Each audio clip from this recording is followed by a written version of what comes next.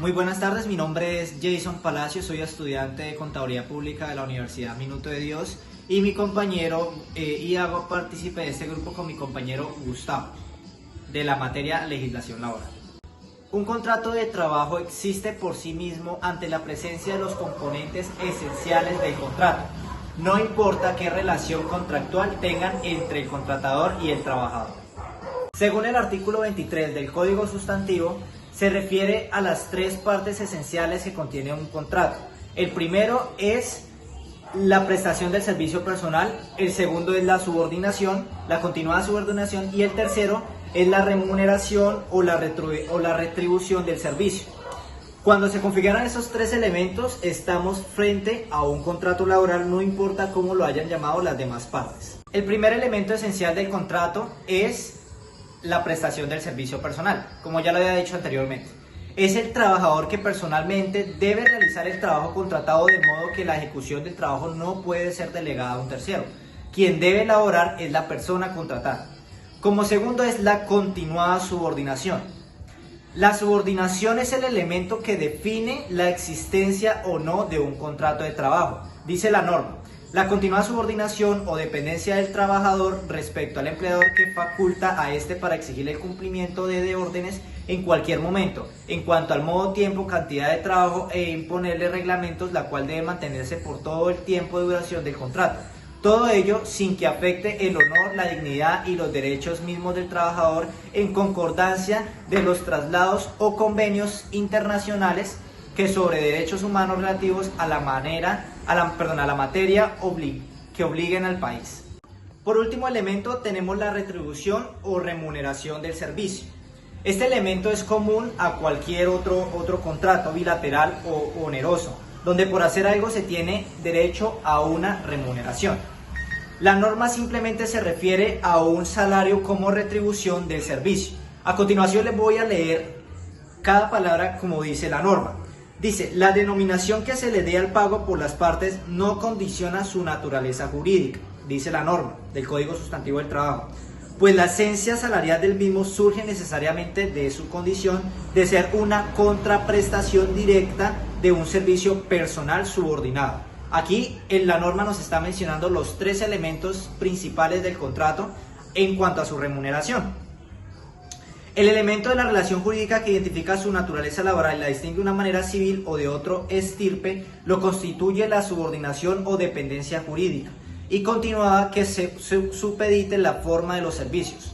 Por tanto, siempre que esos servicios se presten bajo tales condicionamientos, el pago se deberá tener por salarial prescindiendo del nombre que el empleador o las dos partes le den al mismo.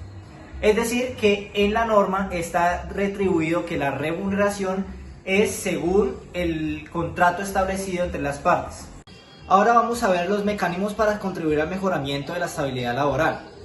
Para contribuir al mejoramiento de la estabilidad laboral debemos tener en cuenta las modalidades de los contratos, ya que la estabilidad laboral es la garantía que tiene todo trabajador al permanecer en su empleo. Y al no tener un contrato, bien sea verbal o escrito, no se puede estar estable en una empresa con seguridad.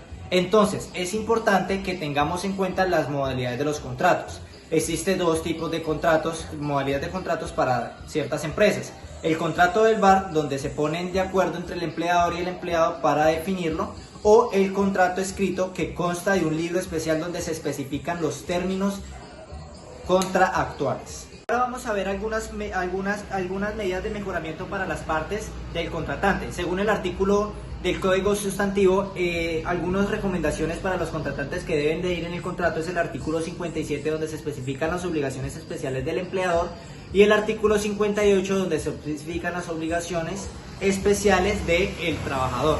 También debe ir definido lo que es el tiempo del contrato, e ir definido otros temas que son directamente de la empresa, según el Código Sustantivo del Trabajo.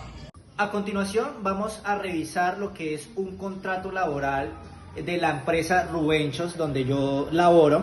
Mi jefe me permitió hacer la inspección de un contrato de una persona, de un trabajador. Esto pertenece a un contrato individual de trabajo a término fijo inferior a un año. vamos a ver qué parte, si respeta las partes contractuales del contrato y si respeta todas las normatividades que hemos puesto en práctica. Agradezco al compañero Gustavo fue el que se encargó de realizar el conservatorio para la realización de este video. Como podemos ver, el contrato que tenemos en las fotos se puede evidenciar que es un contrato de término fijo inferior a un año.